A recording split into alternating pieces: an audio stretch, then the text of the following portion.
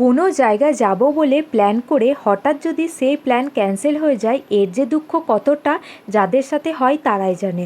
তো আজকে ছিল নবমী, তাই ভেবেছিলাম বরশুলে যাব প্যান্ডেল দেখতে। যেহেতু আমাদের বাড়ি থেকে বরশুল অনেকটাই দূর, তাই আমরা ভেবেছিলাম 4 চাকায় যাব।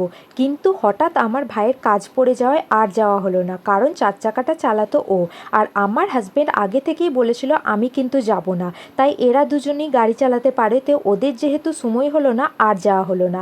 তখন ভাবছিলাম যদি আমি ড্রাইভারিংটা শিখে রাখতাম তাহলে কত লাভ হতো, বেশ আমি চালিয়ে নিয়ে যেতাম। যখন প্ল্যানটা ক্যান্সেল হয়ে গেল তখন আমি হাফ রেডি হয়ে গেছিলাম, মানে হাফ মেকআপ করে নিয়েছিলাম। যেহেতু মেকআপের প্রোডাক্টের এত দাম, ওই জন্য আমার কিছুতেই মেকআপ রিমুভ করতে ইচ্ছা যাচ্ছিল না। ওই জন্য মনের দুঃখে সোজা চলে গেলাম কল্পতরু মাঠ। হয়তো বরশুল গেলে আমি বেশি খুশি হতাম, কিন্তু কল্পতরু মাঠে এসে আমার মেয়ে বেশি খুশি হয়েছে, তাই ওর খুশি দেখে আমিও খুশি হয়ে গেলাম। আর দেখো, আমার মেয়ে দুপুরে ঘুমায়নি বলে ও ঘুমিয়ে পড়েছে।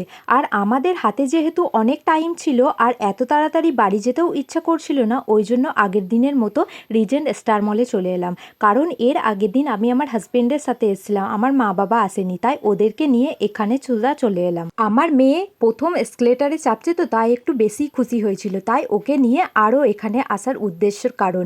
দেখো, এখানে চলে এসেছি আর এসকেলেটারে উঠে সোজা 3 তলায় চলে এসেছি। তো আমাদের সবারই খুব খিদে পেয়ে গেছিলো, তাই আমরা সোজা খাবারের কাউন্টার চলে গেলাম। তারপর আমরা অর্ডার দিয়ে দিয়েছিলাম চিকেন ডাম্পস অফ হেভেন আর কফি।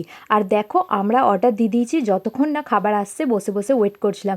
দেখো, আমাদের খাবার চলে এসছে।